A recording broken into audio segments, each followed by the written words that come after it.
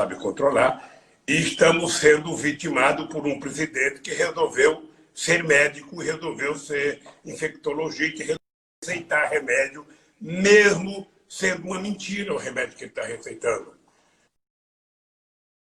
Americano já tiveram as duas entidades principais da saúde dos americanos dizendo que a cloroquina não serve para cuidar do Covid-19, mandou para cá quase 3 milhões e o Bolsonaro agora está pressionando para que os hospitais, para que a UBS, receite um remédio que não serve para nada a não ser para malária e não para o Covid-19. Dito isso, eu queria te dizer que eu estava tendo um problema porque me deram isso aqui para ouvir e eu estou te ouvindo diretamente, eu não estou ouvindo aqui. Então, vamos continuar conversando assim. Segundo o querido Eduardo, o meu projeto foi feito exatamente para isso. O meu projeto ele foi construído exatamente para tentar criar, na minha imagem, uma lacuna de corrupção que ele sabia que era a única coisa que não pegava em mim. E eu estou desde 2005, você como jornalista acompanha isso, sendo acusado 24 horas por dia, e eu estou esperando que o Moro prove a minha acusação. Eu estou esperando que o Dallagnol prove a minha acusação. Porque tudo foi pensado, foi articulado para combinar com a data eleitoral, porque o objetivo era me tirar da campanha. O objetivo era, não dá para fazer o impeachment da presidenta Dilma e depois deixar o Lula ser candidato a presidente da República, porque ele vai ganhar no primeiro turno. Veja, o Moro sabe que o apartamento não é meu. Eu fui condenado e ele ouviu 83 testemunhas que disseram claramente que o apartamento não era meu. Ele tinha o Léo Pinheiro, que era o grande delator, que já tinha prestado 3 depoimentos como testemunha e tinha dito que o apartamento não era meu, até que trocou de advogado e o advogado envolveu o Léo e convenceu o Léo a dizer para ele poder pegar a delação premiada, que o apartamento era meu. Então, o que eu estou esperando? Isso foi para a segunda corte, que essa é a tua dúvida, como é que eu fui condenado na segunda corte? Eu fui condenado porque era para ser condenado. Eu acho que os companheiros que me julgaram no TRF4, eu acho que nem viram o processo, nem leram o processo, porque ele não conhecia a sentença do Moro ainda, e ele disse que era uma sentença maravilhosa, que era, uma coisa que ele nunca tinha visto de tal qualidade. O meu processo passou, só para você ter ideia, o meu processo passou na frente de mais de 1.700 processos que estavam para ser julgados. E por que passaram na frente? Porque era preciso coincidir com a data eleitoral para julgar o meu entendimento político. Então, veja, só para te dar uma ideia, tudo que foi feito para combater a corrupção nesse país foi feito no governo do PT. Se você pegar um advogado para sentar com você e mostrar o que nós fizemos tudo, inclusive a delação premiada, fomos nós que fizemos no PT. Ora, a delação premiada, ela foi feita e não era para ser, sob coação, porque as pessoas que confessaram roubaram de verdade e as pessoas que confessaram ficaram com dinheiro. Nós temos o caso da Odebrecht, que é o mais forte, em que 70 delatores da Odebrecht vão receber salário durante 10 anos e além de um bônus para delatar o que o Moro queria. Como o objetivo era me condenar, Eduardo, o objetivo era me condenar, eu passei a desafiar. Quando eu fui prestar depoimento, se você acompanhou o meu depoimento, eu disse para o Moro, olha, você está condenado a me condenar. Já foi de tal magnitude que vocês não têm como voltar atrás. São centenas de horas do Jornal Nacional me acusando. Me acusando por todas as revistas, por todos os jornais, milhares de rádios pelo Brasil. Ou seja, e não tem um minuto da minha defesa. O máximo que a gente podia fazer era uma nota. É por isso, Eduardo, que eu posso te dizer que eu tenho a consciência mais tranquila do que o Moro, ter a consciência mais tranquila do que o Bolsonaro, e com muita tranquilidade eu quero provar que se teve uma quadrilha nesse país, ela foi montada pela força-tarefa da Lava Jato para criar um fundo de 2,5 bilhões de reais com o dinheiro da Petrobras. Essa gente é muito engraçada, porque essa gente invadiu minha casa, invadiu a casa de todos os meus filhos, invadiu a casa do meu filho, 6 horas da manhã, não me encontraram nada e não tiveram a decência de chamar a imprensa e dizer o seguinte: olha, não encontramos nada, não tinha ouro, não tinha dólar, não tinha absolutamente nada que a gente imaginava que tinha, e mostrar a sacola, porque quando eles encontram dinheiro, eles chamam a imprensa e mostram o pacote de dinheiro, bota relógio, bota barra de ouro. Eu estou desafiando eles. Eu desafio o Terrestre 4, eu desafio o Moro, desafio o Deleió a mostrar, sabe, um níquel errado na minha vida. E é isso que eu quero provar, apenas isso.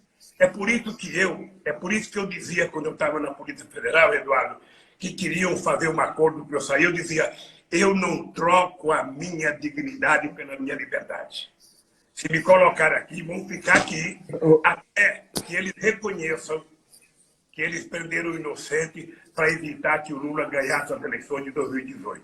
Presidente. Para provar isso, querido. Presidente, agora o senhor retoma, apesar do isolamento, da pandemia, o senhor retoma os contatos Brasil afora com duas ideias. Uma proposta, um plano para o Brasil e recuperar seus direitos políticos. Agora, isso não inclui candidatura, não inclui, presidente? Veja, necessariamente não. Eduardo, eu tenho 74 anos de idade. Graças a Deus e com a ajuda do povo brasileiro, eu sou considerado o presidente mais importante da história do Brasil. Nenhum presidente conseguiu fazer o que eu fiz, e não foi por mérito meu, foi por conta, sabe, da generosidade do povo brasileiro, sabe, que me permitiu, que me ajudou a chegar onde eu cheguei. Eu tenho certeza que Minas Gerais, mesmo tendo o Aécio como governo de oposição, nunca recebeu a quantidade de investimento federal que recebeu no meu governo. Eu tenho confiança disso. E eu não preciso ser candidato. Não vou dizer que não sou, porque na política a gente nunca pode dizer que não é. Mas necessariamente eu não preciso ser candidato. Eu já fiz muita coisa nesse país. Acho que é possível fazer muito mais nesse país, mas necessariamente eu quero recuperar a democracia do Brasil. Eu quero voltar a fazer esse povo ser feliz, esse povo sonhar, esse povo trabalhar, esse povo ter esperança, esse povo ter emprego, ter salário, ter renda. Esse povo que já foi o povo mais feliz e mais esperançoso do mundo. É isso que eu quero. Presidente, recentemente o Antônio Delfim Neto, que é um economista, mas é um pensador, uma figura que o país, né, tem respeito por ela, ele disse que faltou humildade ao PT, que o Bolsonaro é culpa da falta de humildade, porque o senhor chegou a conversar com ele da possibilidade de o Ciro ser o candidato a presidente e o Haddad o vice. Se acontecesse isso, na cabeça dele não teria os Bolsonaro. Deixa eu te dizer uma coisa, Eduardo.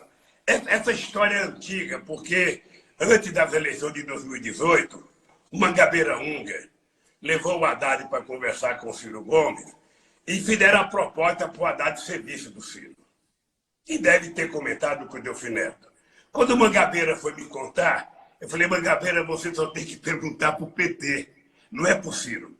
Como é que pode o partido mais importante da América Latina, como é que pode um partido que foi o segundo colocado em 89, o segundo em 94, o segundo em 98, o primeiro em 2002, o primeiro em 2006, o primeiro em 2010, o primeiro em 2014, todas as pesquisas mostravam que se eu fosse candidato, ganharia as eleições, pode abrir mão da candidatura. Ah, mas a pesquisa indicava que o Ciro poderia ganhar o segundo turno, não é isso?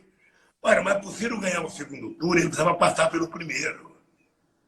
Sabe, não adianta. O Atlético, para ser campeão, sabe, da Série A em Belo Horizonte, ele vai ter que sair da segundona, vai ter que ir para conquistar o direito para a primeira. O Ciro Gomes, para ir para o segundo turno, ele tem que ganhar um primeiro turno.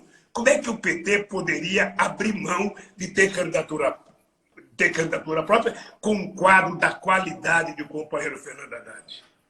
Presidente, a verdade é que o Ciro poderia ter ajudado se o Ciro não tirasse férias em Paris, ao invés de ficar aqui pedindo voto para o Haddad. Presidente, eu tô aqui vendo na live que nós estamos fazendo, no seu @LulaOficial, no meu @EduardoCostaJornalista, e é impressionante como é que na nossa live se reproduz o Brasil de hoje. 30% de um lado dizendo é Lula, 30% do outro lado dizendo é Bolsonaro, e 40% perplexos.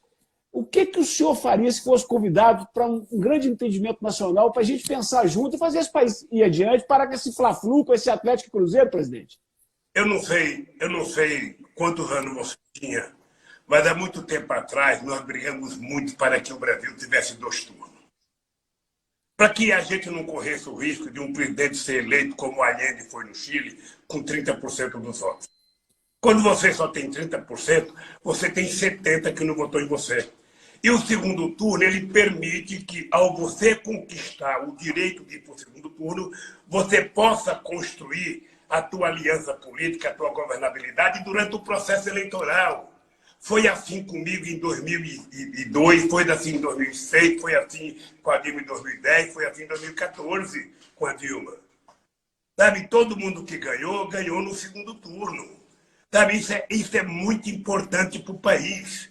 Então, essa história que se inventou, o PT tem 30%, tem contra o PT 30% e tem 40%. Esses 40% se manifestam no segundo turno.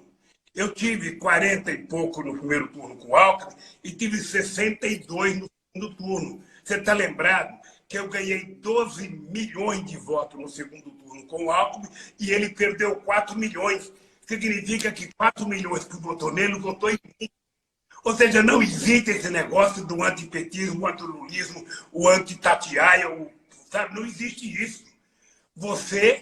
A campanha, ela existe para você convencer as pessoas, para você fazer acordos políticos, para você arrumar outras forças para compor com você. É assim que é. Então, esse negócio de que só tem 30%, você precisa me dizer o seguinte, qual é o partido no planeta Terra que tem 30% de eleitores fixos, como dizem que eu tenho? E nem o Bolsonaro tem 30%. Pois é, Bolsonaro tem 30%. Pois é, presidente, mas depois que passa a eleição, o presidente chama a nação à união e as pessoas torcem pelo país. Aqui está uma briga que, se eu falar o nome do senhor em determinado lugar, eu apanho. Se eu falar o nome do Bolsonaro, eu apanho também. É esse ódio que eu não estou entendendo. O senhor não percebe esse ódio no país? Você é testemunha que se tem um cara que soube organizar a paz nesse país, fui eu. A minha candidatura com o Zé Alencar foi um pacto feito no mundo do trabalho e no mundo da política e no mundo sindical. Ninguém vai ter um vice como eu tive o Zé Alencar. Um homem de caráter, um homem honesto, um homem, sabe, de uma capacidade de trabalho. E o que nós fizemos? A primeira coisa que eu fiz, Eduardo, eu criei um conselho de desenvolvimento social, envolvendo o índio, envolvendo fazendeiro, envolvendo banqueiro, envolvendo bancário, envolvendo pastor, envolvendo padre. Era um conselho com 100 personalidades que me ajudavam a governar, me ajudavam a fazer projeto, me ajudavam a encaminhar as coisas no Congresso Nacional. Eu vivi 8 anos na presidência num momento de paz, no momento em que o país mais cresceu na economia, no momento em que o Brasil mais exportou. Você está lembrado que quando eu cheguei na presidência, o Brasil tinha 100 bilhões, o Brasil estava devendo 30 bilhões do FMI.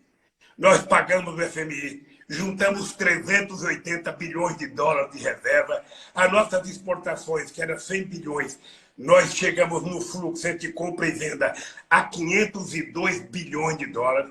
O Brasil, sabe, gerou 20 milhões de empregos na economia, com carteira assinada, quando o mundo gerou 100 milhões de desemprego.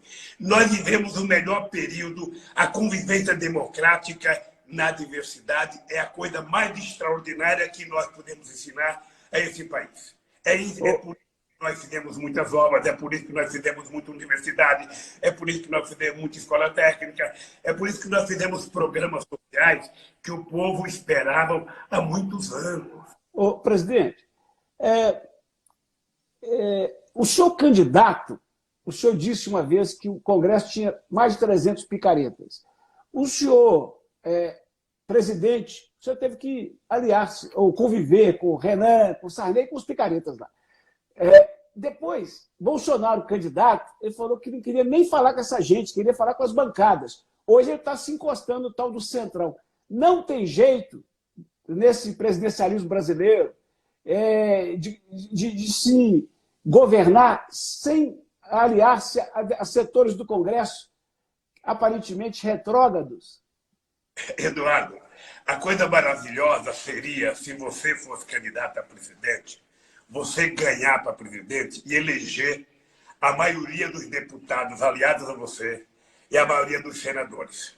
Está todo mundo do seu partido. A segunda coisa melhor do que isso era você ter os aliados na maioria. Agora, quando você não faz a maioria, você precisa fazer política. E você não vai pedir apoio para suplente. Você não vai pedir apoio para o cara que não se elegeu. Você vai ter que conversar com quem tem o mandato e está na Câmara. E aí você conversa com as pessoas que estão lá eleitas, eles que têm o voto. Esse negócio do Bolsonaro fazer bravata, tá? Porque não vou conversar com ninguém, não vou conversar com ninguém, não vou conversar com ninguém, está rastejando agora. Está rastejando agora. Ninguém governa esse país sem governar com o Congresso Nacional, com a Câmara e com o Senado.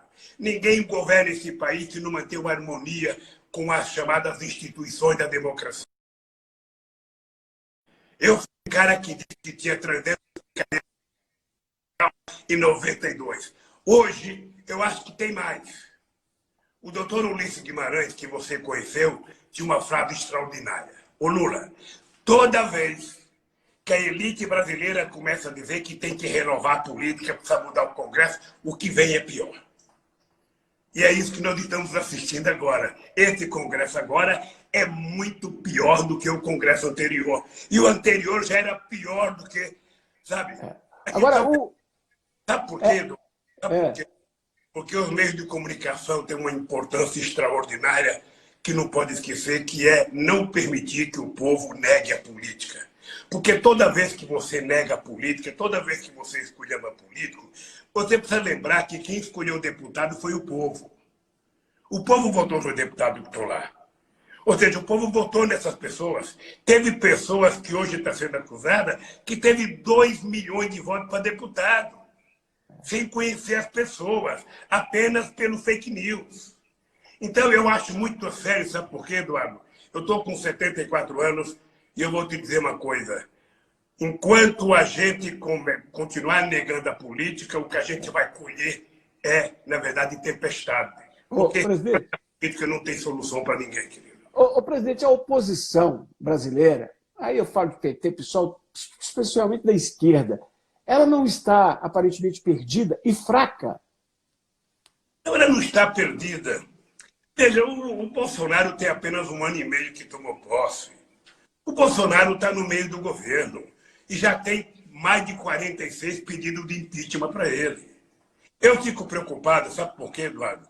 Porque esse país acabou de caçar uma presidenta da República que não tinha cometido nenhum caso de improbidade administrativa. Ela foi caçada porque era necessário caçar, era necessário tirar o PT. Agora você tem um cidadão que está desrespeitando a ciência, que está desrespeitando a medicina, que está desrespeitando a paz. Ou seja, você não vê o Bolsonaro pegar um livro na mão. Você não vê o Bolsonaro falar de um livro. Você não vê talvez falar de arma. Ou seja, é um presidente que acha que o problema do mundo será resolvido com arma. O problema do mundo não será resolvido com arma, será resolvido com educação. Será resolvido com paz, será resolvido com harmonia, será resolvido com emprego, com salário, será resolvido quando o Estado cumprir com as suas obrigações e der ao povo aquilo que o povo necessita. É assim que a gente vai resolver. A esquerda não está dividida, a esquerda está fora do poder.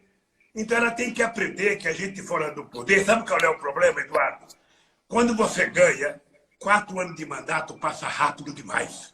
Você nem aprendeu a governar, já acabou o mandato. Quando você perde, cada dia vai no ano. Parece que não passa nunca o mandato do cara que está governando. Esse é o problema. Eu digo que é preciso ter paciência. A gente tem que, primeiro, não ficar rezando para o Bolsonaro errar. Porque quando o presidente erra muito, quem paga o pato não é o presidente, não é o partido, é o povo. Então, o que eu quero é que o seu Bolsonaro crie juízo, pare da sua relação com os milicianos, pare de mentir para a sociedade no fake news e governe esse país com responsabilidade. Pare de brigar com a China, pare de brigar com a Argentina, pare de brigar com a América do Sul e pare de lamber as botas do Trump. Pare de lamber as botas do Trump. Você percebe que o Trump já jogou fora a cloroquina. Mandou para onde? Para o Brasil. Porque lá as duas instâncias que cuidam da saúde não deixou ele utilizar a cloroquina. Então, ele mandou para o Brasil. E o lambidão aqui, sabe? Está obrigando agora, você tem acompanhado pela imprensa, está tentando forçar o poder público ligado à saúde, obrigar as pessoas a tomar cloroquina contra todas as entidades de ciência médica desse país. Não é possível que a gente não dê, sabe, uma dura no Bolsonaro. Por isso que eu defendo o impeachment do Bolsonaro, um impeachment que tem um processo, que ele tem o direito de defesa e que julga os crimes de responsabilidade que ele já cometeu nesse período que ele está governando.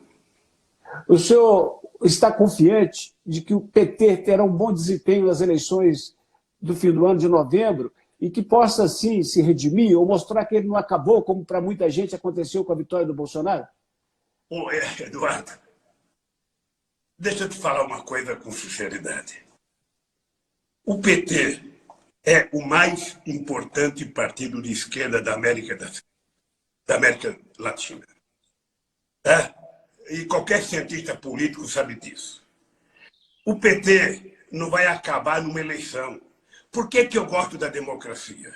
Eu gosto da democracia porque ela permite a alternância de poder. O PT governou, perdeu uma eleição, os outros governam. Daqui a pouco a gente volta, depois a gente perde, aí vem outro. É isso que é democracia. Você está lembrado? Eu vou te contar uma história. Quando eu era presidente, você está lembrado que eu saí com 87% de bom e ótimo, 10% de regular. E 3% em péssimo. Tá? A bancada do PT queria apresentar uma proposta para que eu tivesse o terceiro mandato. O que eu disse para a bancada do PT?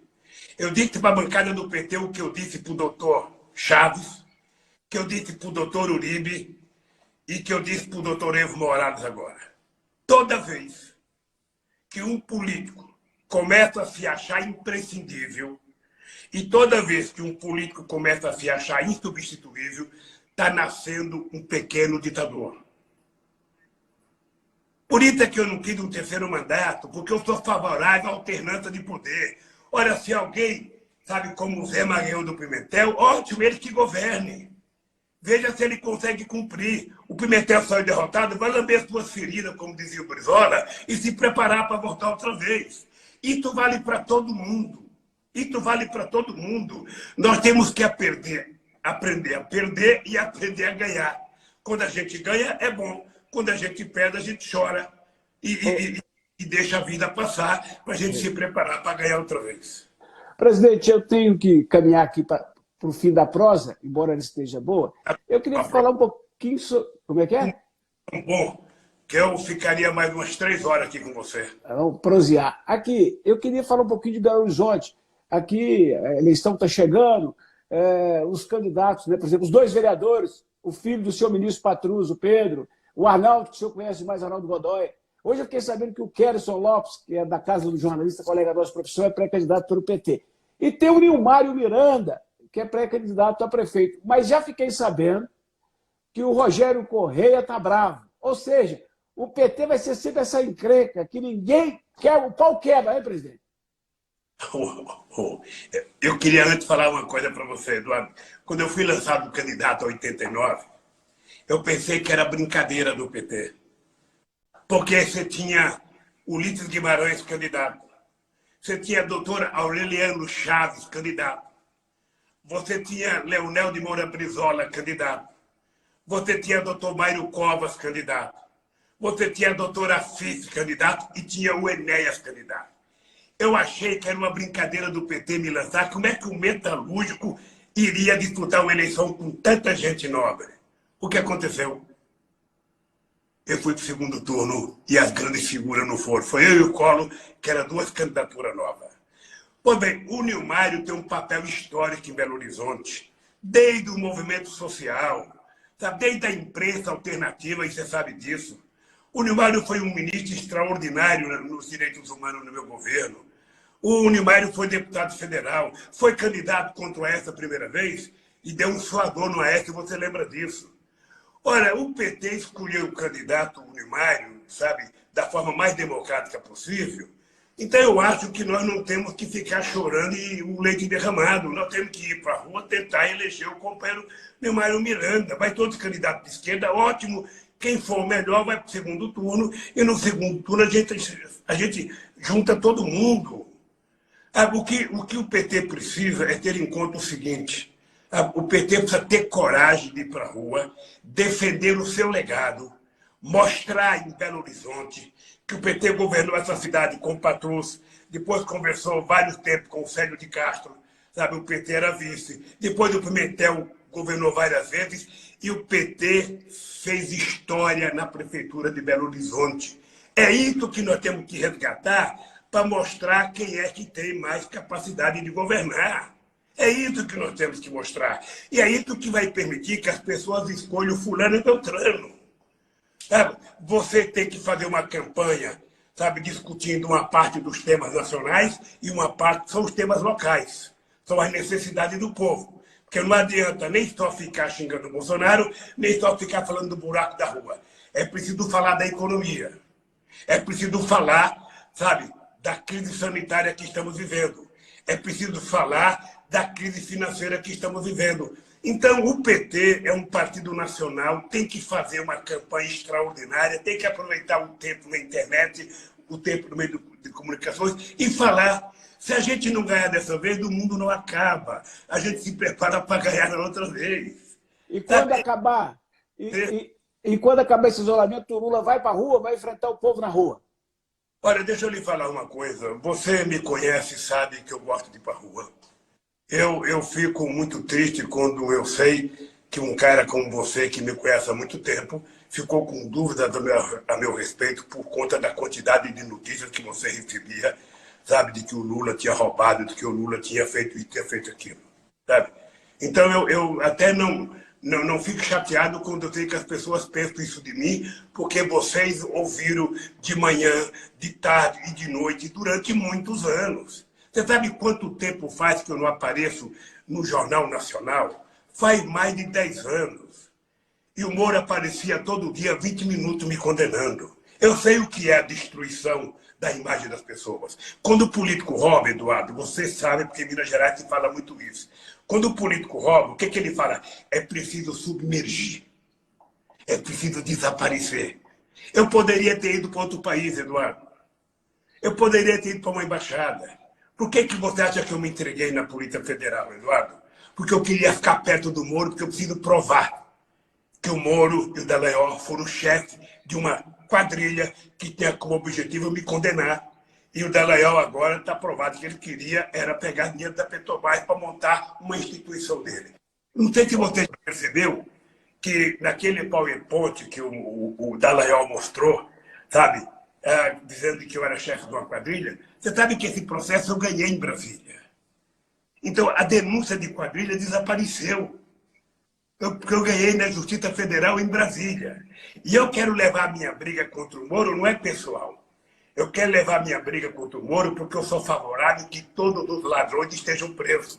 Eu estou favorável que todos sejam julgados. Quando uma empresa como a Odebrecht, a Camargo Correia, a Galvão Bueno, qualquer outra empresa, sabe, houve um roubo, você averigua quem roubou. Se for o dono da empresa, você julga o dono da empresa, prende o dono da empresa, mas não destrói a empresa. Como foi feita a Samsung, quando foi feita a Volkswagen. Você prende quem roubou e deixa a empresa gerando empregos para o Brasil. Faça uma conta e veja quanto desemprego a Lava Jato causou. Porque o objetivo da Lava Jato era destruir a Petrobras, tomar conta do pré-sal e destruir as empresas de engenharia desse país que estavam ganhando licitações em todos os países do mundo para favorecer as empresas americanas. Mais de 1,5 milhão de trabalhadores perderam o emprego, a indústria naval foi destruída e o que foi colocado no lugar? Hoje a gente sabe, porque o Intercept denunciou, hoje a gente sabe de que o Moro e o Dallagnol estavam a serviço do Departamento de Justiça dos Estados Unidos. Inclusive, já passou vídeo de procuradores do FBI batendo palma pela minha condenação. Então, você acha que eu estou certo, meu caro? Eu vou lhe contar uma coisa, caráter e dignidade, a gente não compra em shopping e nem em free shop. A gente nasce de berço. E eu quero que esses meninos estudaram muito, se formaram em direito, mas eles têm uma coisa que Dona Lindu me ensinou para eles, que é ter caráter e decência. E por isso eu vou até o fim da minha vida. Quando voltar a Belo Horizonte, passe na Itatiaia. Obrigado pela conversa, um abraço, boa sorte, presidente. Obrigado, Eduardo, espero te rever logo. Espero estar na rua de Belo Horizonte.